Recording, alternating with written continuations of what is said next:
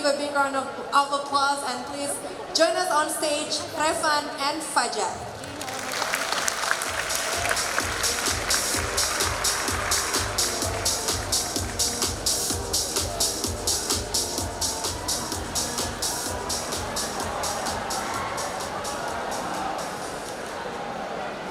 Okay, good afternoon everyone.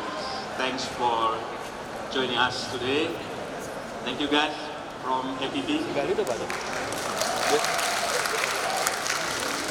So, my name is Revan Hadi and I have extensive experience for many years in BRI on undergoing legacy system modernizations. So, we would like to share our experience. It's all about the struggle between the stability of legacy system and the need for innovations. Maybe this struggle may not be experienced by you guys from tech companies, since you guys starting everything with a new and modern system, right? So it's different with us. And yes, I want to give you an example about one of our legacy system. It's one of them is our core banking systems. It's built on old-fashioned technology, but until now it still can serve 100 million transactions daily. But the other side, we got disruption right now. Yes, of course. And as you know, disruptions is like an overused word, right, for today. But we believe disruptions is one of the reasons we innovate. Okay, so the ultimate question here is how we balance between running old-fashioned and stable technology and keeping up with the changing and innovations. At BRI, we serve to the mass communities at rural area, of course, and cities as well. We try to be still relevant with changing customer needs. So that's why we try to combine our traditional banking practice with modern technology and innovative solutions to meet our customer needs and financial landscape in Indonesia. In BRI, we bridging the past and the future of banking. So this is us. We provide multiple transaction channels across the country. So right now we can serve, like I said earlier, almost 100 million transactions daily. Now I would give you some context. It's all about the challenge. Some challenge is coming from our internal and some challenge coming from the externals. Speaking about the internal challenge, regarding the size of the transaction volume and complexity system to be managed, we found ourselves drowning in the spaghetti. As you can see in the pictures, there is a spaghetti. Anyone here like spaghetti? Yes, spaghetti is delicious, but believe me, trust me, this kind of spaghetti is not. Yes, because during that time we run our operation with mix of caution, worry and frustrations. Caution and worry coming from the obsolete technology, coming from the security vulnerabilities, and also the continuity of supports from machine and platform. And frustration is coming from the complexity system to maintain. And the difficulty to adapt to the customer changing needs. However, despite their drawbacks, we found that our legacy system is still vital for us. For example, like our core banking system. Like I said before, again I said, it can still serve until almost 100 million transactions per day. And it's stable and it's reliable. So we move to the next challenge, our internal challenge. As you can see here, there are 4 pain points that we're facing during we run our operation during that time. The first is about the lack of visibility. So when we run our legacy system, during that time, maybe 5 or 6 years ago, we didn't have any visibility. So when incident happen, we often know it by report from our users or from our contact centers. Or the worst is from the complaint in social media. That's our point. The second one is all about how we run our operations. We call it is firefighting operation mode. Instead of we running our operation in proactive mode, we work on reactive mode. The third one is about the unstandardized and redundant apps. This is one of pain point for us during that time. So we didn't know exactly how many apps in our BRI. And we tried to inventorize one by one, and then we got almost 350 apps in BRI. You can imagine. Some of them didn't have framework, some of them didn't have standard. So you can imagine how we run our operation daily. And the last but not least is all about, again, team fulfillment. We were at war. We were at a digital talent war. Okay, and then we're gonna move to the external challenge. There is a price of inaction.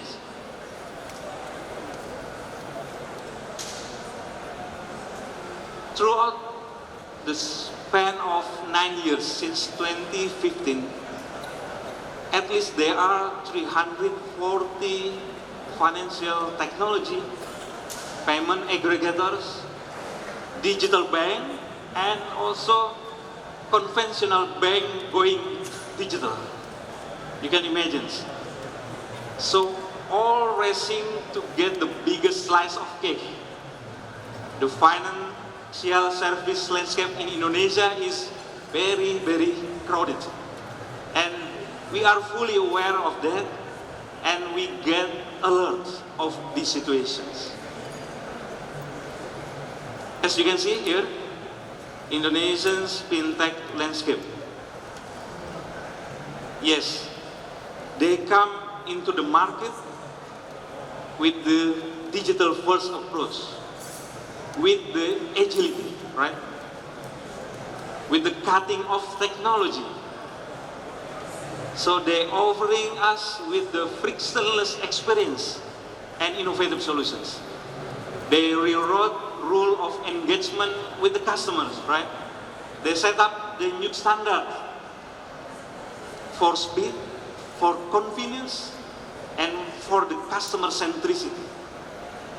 We knew that if we didn't modernize our system, then we became irrelevant in the eyes of our customers. So innovation was not just an option. It was necessity for our survival and growth. Okay, so now what? With internal challenge, we have external challenge, we got disruptions. So what do we need to do? So what are out there need to be solved? By how? By when? So with so many challenges and so many questions, we start to trace and plot the guide to do the smarter way, embracing the change. Okay, we going back to 2018. So we try to do assessment in our system, and finally we produce what we call as a heat map key system. From this heat map, we can see there are multiple pain points area in our system. Starting from the outlet applications, middleware, the core transaction processing, and even in our general ledger system. Actually, this heat map help us to do the accurate fire spots. So the corrective action could be done in an efficient, in effective, and a smarter way. We are not doing randomly. We prioritize which application needs to be fixed first based on the complexity and impact, and which application can be done in parallel. And going back to 2020, continue to 2020, we start with the initiation of what we call as a Revolution 2.0. It's actually kind of 5 years corporate strategy,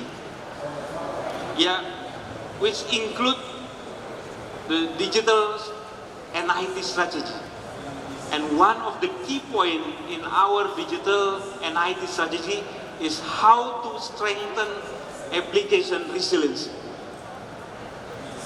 At the same time, we did the assessment for our applications. From the business and technology perspective, the output is what we call is application healthiness scoring.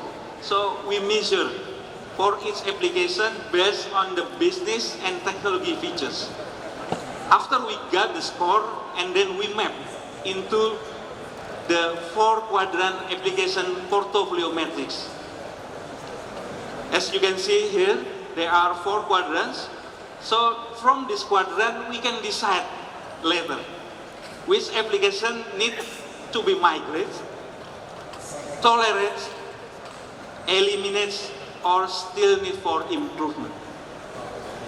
So the detailed story and the use case will be delivered by my colleague Pak Fajar. Pak Fajar, stage is yours. Thank you, Pak Revan. Good afternoon, everybody.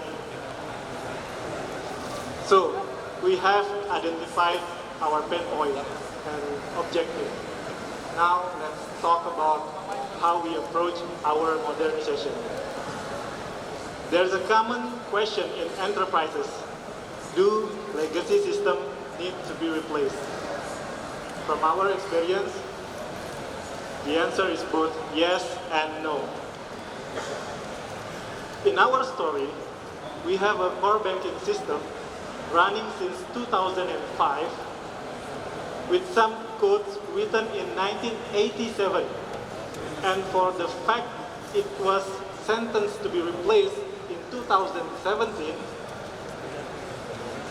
the system is still up and running, and we believe it will be around for at least another 5 years to serve our business. On the other hand, we have a newer mobile platform launched in 2019, but since it's no longer meets our future requirement, this platform is replaced. Not all legacy systems need to be replaced. Some may only need enhancement, but for some systems, when it's no longer fit for future requirement, it needs to be replaced accordingly. And to decide which system to replace or to enhance, we first conducted the technical assessment and creating heat maps of our application based on several parameters. As you can see in the screen, the parameter is the availability of the system, its reliability. Is the platform operational friendly? What is the security aspect? And one of the important parameter is it fit for our future? And the assessment result then color coded. Some has red for pain area, yellow for area needing improvement, and green for continuous improvement. And then we combine this technical assessment result with the business perspective. This is how we get our 4-quadrant application portfolio matrix. We have eliminate, tolerate, enhance, and migrate. In eliminate, this is typically legacy system that no longer generate values to our business. As the name suggests, it goes straight for disposal, reducing the number of our application. And for tolerate, consists of application that has some room for improvement, but still in the low side of the business value. This application, we put them in the low priority in our modernization agenda. And with that, we concentrate our effort on migrate and enhance category. From our experience, beside the technology thing that we need to provide, having the right organizational structure is crucial in our implementation. We are underwent restructuring in 2019, breaking the existing structure and moving into what we call dual engine organization. Engine number 1 has a mission to digitize the core, focus on modernizing our legacy system and transforming existing business process to be more efficient, faster, and better. And we have engine number 2, focus on explores and create new digital proposition.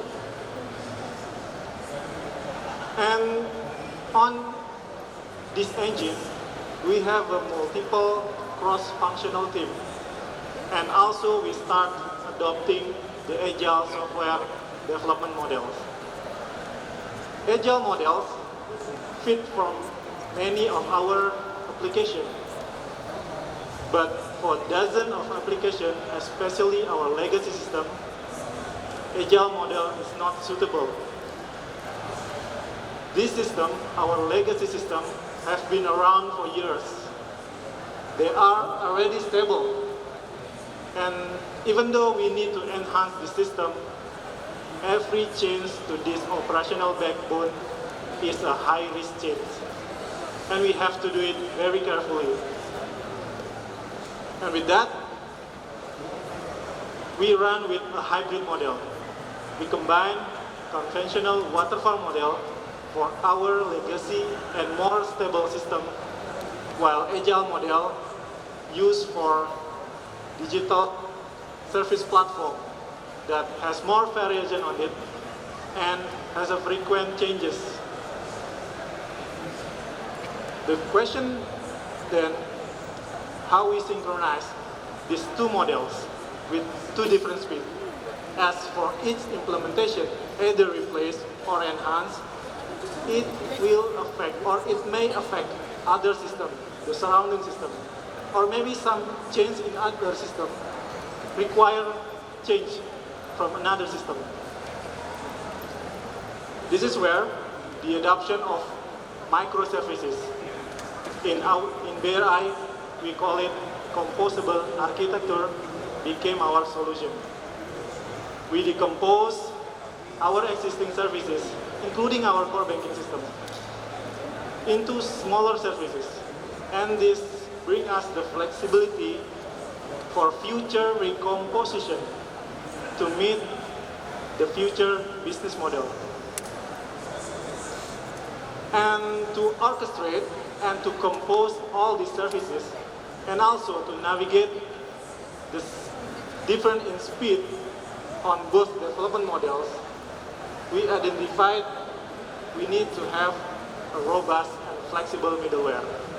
This is why middleware is one of the first systems that we replaced in our early phase, our modernization.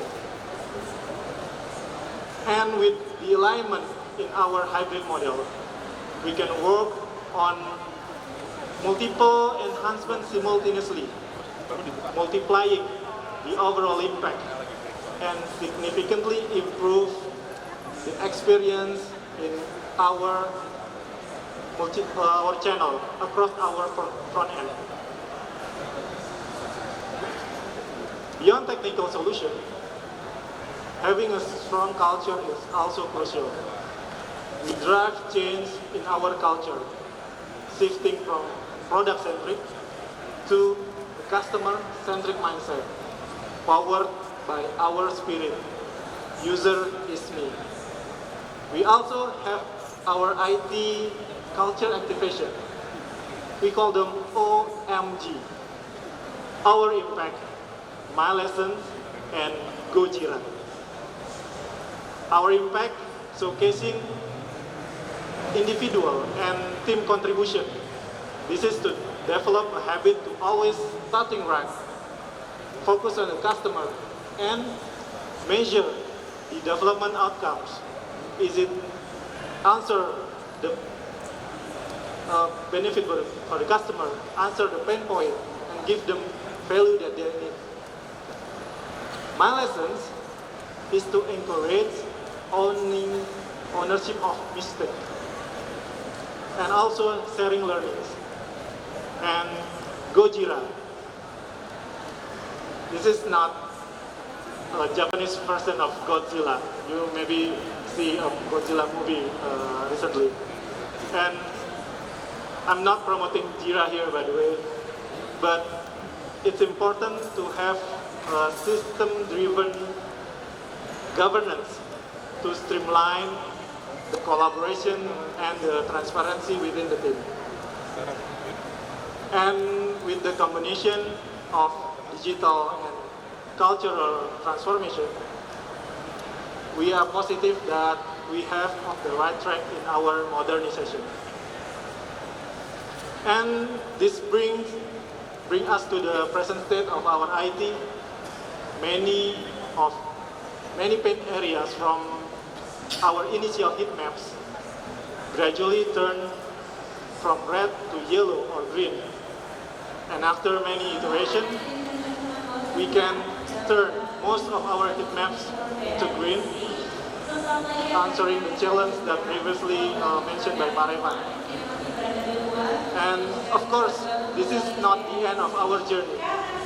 We believe that modernization is a never-ending journey, and we constantly remind ourselves there is no honeymoon in IT, because change can happen anytime, and continuous improvement is essential in maintaining our IT readiness to meet the ever-changing customer demand.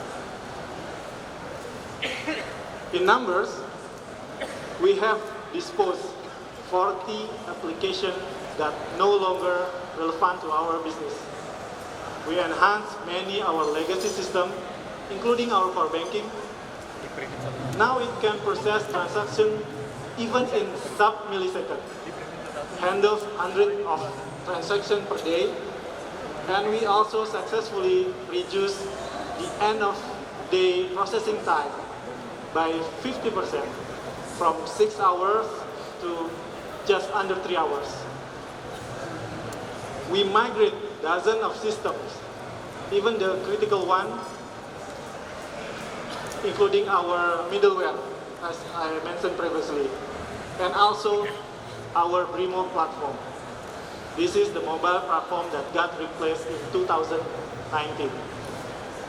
We replaced the monolith enterprise mobile solution into our own native apps on top of microservices and containerized backend. At that time, Brimo will crumble at only 500 transactions per second. But in our new platform, it can serve up to 25,000 transactions per second. Many other systems also underwent several enhancements to improve the general availability, response times, and success rate. And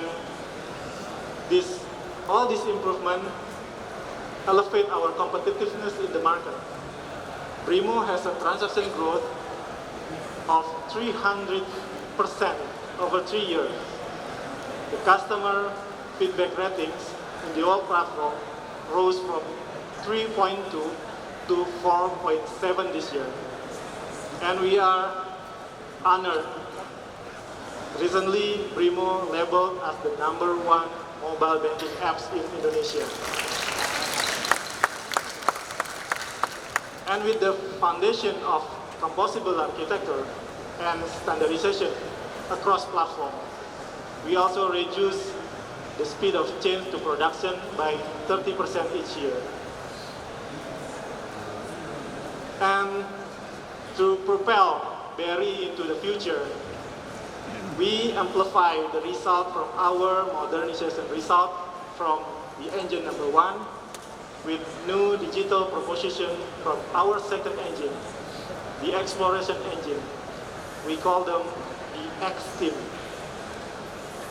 In Brimo, alongside the Brimo core team, we have a Brimo X team tasked with prototyping use cases with newest technologies and put them into Brimo. The recent case is NFC mobile payment, where you can pay by tapping your phone in merchant.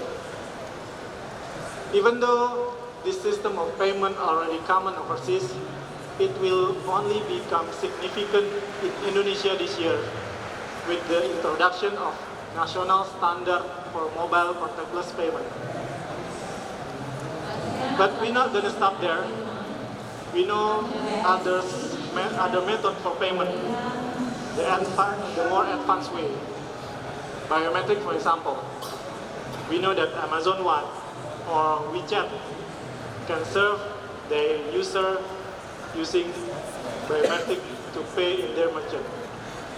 And we aim to bring this experience in the near future in our Brimo.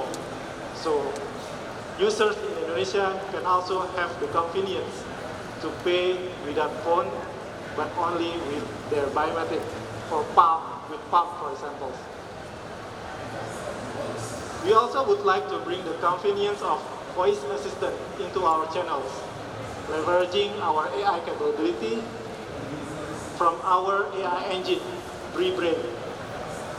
Using Open API, we are ready to drive borderless banking, embedding our services through partners and ecosystem.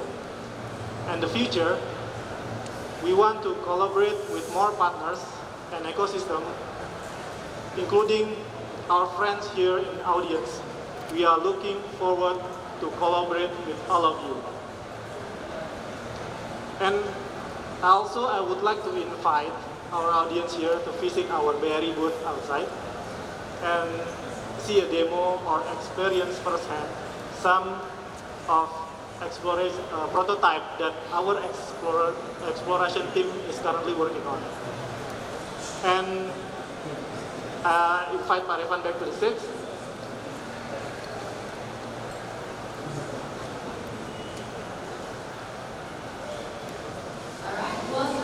Okay, thanks Pak Fajar. So from our 6 years experience on maintaining and modernizing our legacy system, we want to share 4 key takeaways that we think as our success recipe. The first one is know your heat map. So by define the goods and the bads of your system, and please find where is your pain point. The second one is score your healthiness. Your healthiness of your application, I mean. So from the score, then you map into the matrix. Remember the 4 quadrants, application, portfolio matrix? Then from there you can decide which application should be eliminated, should be migrate, tolerate, or enhance. The third one is build parallel development streams. Like Pak Fajar said earlier, how we balance between the exploration and exploitation streams simultaneously. And last but not least, doing continuous improvement in everything that needs to be done. I think that's all for today.